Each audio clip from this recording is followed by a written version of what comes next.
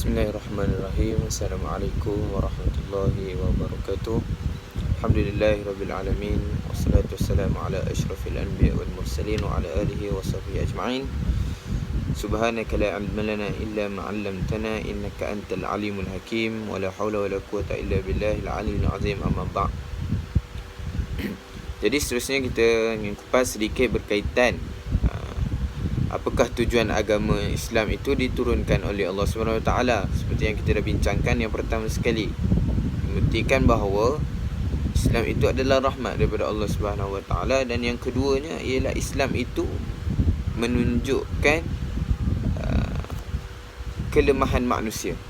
Kita nak bagi tahu Islam itu sendiri nak beritahu pada kita yang manusia ini tidaklah hebat mana, ada kelemahan-kelemahan yang tersendirilah. Yang pertama sekali, dalam kita nak menunjukkan kelemahan, bukan kita tunjukkan lah, kita nak bagi tahu kelemahan-kelemahan manusia yang manusia ada. Yang manusia ada kelemahan dia sendiri. Pertama sekali, kalau kita lihat tentang kecerdikan ilmu itu sendiri. Kalau kita lihat yang mana manusia hanya dapat mengetahui apa yang dia lihat, apa yang dia dengar, apa yang dia nampak, apa yang dia rasai, kan? Dan juga apa yang dia tahu mengenai apa yang disampaikan kat dia. Itu sahaja ilmu yang dia ada, yang boleh dia tahu tentang ilmu dia yang dia akan dapat. Dan kita, apabila kita lihat, manusia menguasai pelbagai cabang ilmu.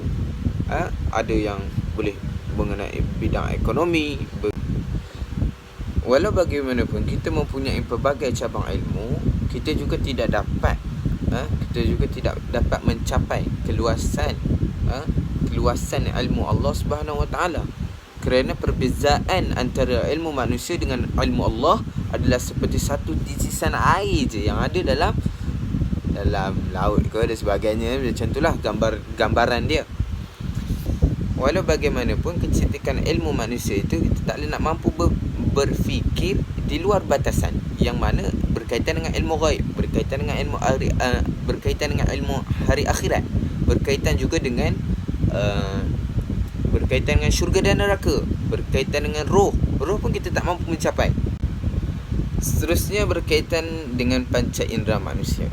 Panca indera manusia Allah mengurniakan 5: mata melihat, hidung menghidu, lidah merasa, telinga mendengar, tangan nak menyentuh. Dalam panca indera yang Allah kurniakan pada manusia mempunyai 2 keupayaan, satu yang terbatas, satu yang tak terbatas. Yang mana satu keupayaan manusia yang terbatas ialah manusia itu tak boleh melihat Allah SWT, roh, malaikat dan juga syurga dan neraka. Walau bagaimanapun benda itu tetap wujud, tetap ada, kerana kita beriman kepada benda-benda macam tu. Kita beriman kepada hari akhirat, kita beriman kepada syurga dan neraka, adanya syurga dan neraka itu sendiri. Kita beriman kepada malaikat, 10 malaikat yang wajib diketahui. Dan seterusnya, ada juga panca indera yang boleh kita mampu untuk kita melihat dan sebagainya. Berkaitan, contoh yang pertama, manusia dan juga haiwan, tumbuh-tumbuhan. Itu adalah panca indera yang kita ketahui. Jahil mengenai hakikat diri. Kalau kita lihat diri kita sendiri pun, kita tak mampu untuk difikirkan. Contoh yang pertama berkaitan dengan rambut, keguguran rambut. Kita tidak tahu bila keguguran rambut kita. Kita tak mampu untuk mengawal degupan jantung kita. Kita tak mampu semua tu untuk kita lakukan. Jadi kita jahil mengenai benda tu. Diri kita sendiri kita jahil.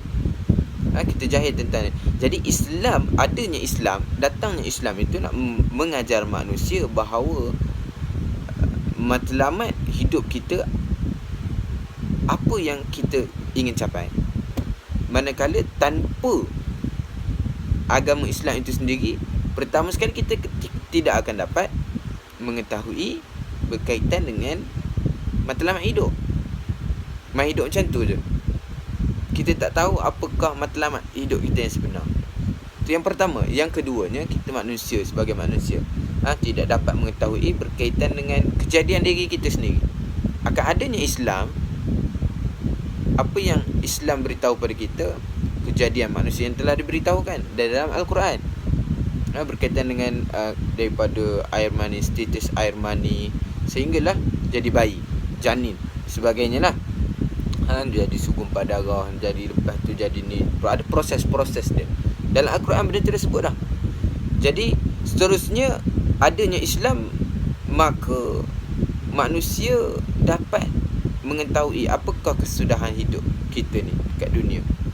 Sebab kita tahu Islam, dalam Islam dunia ini hanyalah sementara, berbanding dengan agama-agama lain, yang mana agama lain percayai kepercayaan mereka adalah dunia ni dah selama-lamanya, segala-galanya, kan. Jadi tanpa Islam itu juga sendiri, tidak akan tahu kita ni sebagai manusia cara hidup yang aman, yang sejahtera, yang bagus, yang baik, untuk kehidupan kita di dunia, dan juga kita nak hidup dekat akhirat. Itu mengenai jahilnya hakikat diri sendiri, kita tak mampu. Dan yang terakhir berkaitan dengan hawa nafsu dan juga bisikan syaitan. Dalam tajuk Islam, tujuan agama Islam diturunkan membuktikan bahawa manusia itu mempunyai kelemahan, yang mana kelemahan manusia itu sendiri mempunyai hawa nafsu dan juga bisikan syaitan. Kalau kita tahu sebagai mana hawa nafsu ini adalah bisikan ataupun musuh yang pertama sekali dalam diri kita. Jadi bagaimana kita nak mendidik hawa nafsu ini agar mentaati perintah Allah. Jadi itulah kelemahan yang kita ada, hawa nafsu kita, bisikan syaitan dan sebagainya, untuk kita didik diri kita agar kita mentaati perintah Allah, supaya kita berusaha melawan hawa nafsu dan juga dengan bisikan-bisikan syaitan ni, mengikut petunjuk oleh Allah dan juga Rasulnya. Jadi kalau kita lihat di sini, dengan adanya bisikan syaitan dan juga hawa nafsu, diri kita ini sangat lemah, melainkan dengan adanya agama Islam. Oleh itu, turunnya agama Islam dapat mendidik diri kita daripada bisikan syaitan ini dan juga daripada hawa nafsu itu sendiri. Jadi itulah sedikit sebanyak berkaitan dengan